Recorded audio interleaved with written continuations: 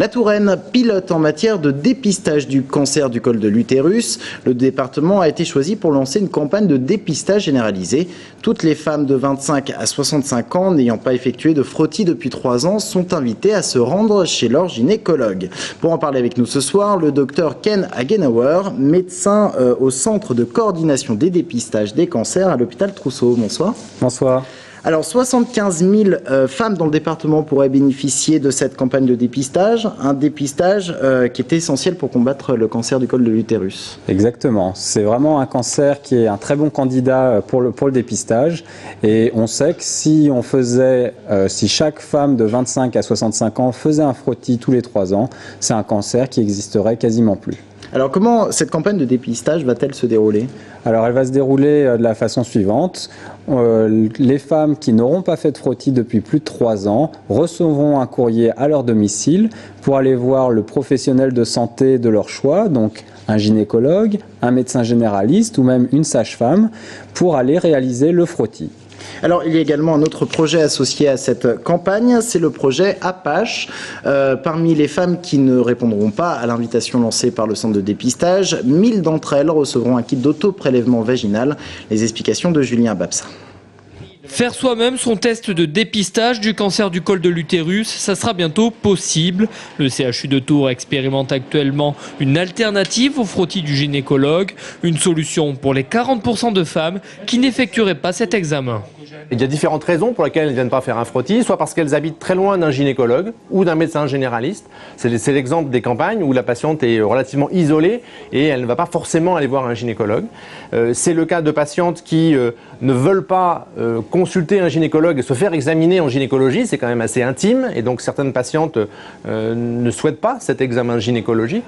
Et puis il reste une autre frange de la population qui est des patientes qui soit n'ont pas les moyens, soit ne sont pas informées, soit ne connaissent pas.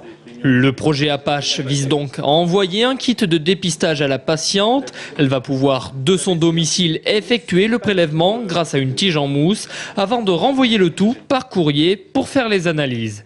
Avec ce nouveau dispositif, les médecins espèrent mieux dépister ce cancer qui peut aujourd'hui être soigné.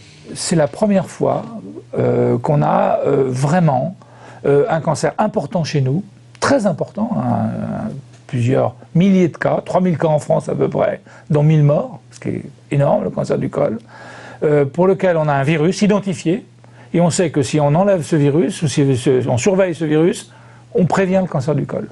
On prévient le cancer du col et on maintient toute la vie génitale d'une femme, toute la vie de mère d'une femme, sans conséquences à long terme. En Indre-et-Loire et dans la Sarthe, près de 400 femmes ont déjà testé l'autoprélèvement.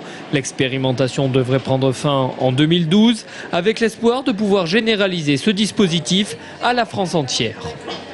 Alors Ken Hagenauer, pour l'instant ce n'est qu'un projet de recherche, mais l'autoprélèvement n'est-il pas finalement dangereux? Laisser ces personnes le faire soi-même et ne pas avoir recours à leur gynécologue? Alors non, c'est un geste qui est vraiment très simple, hein. Ça peut s'apparenter à mettre un tampon, donc ça on est très tranquille. Ce qui est dangereux, c'est de ne pas participer au dépistage. Hein.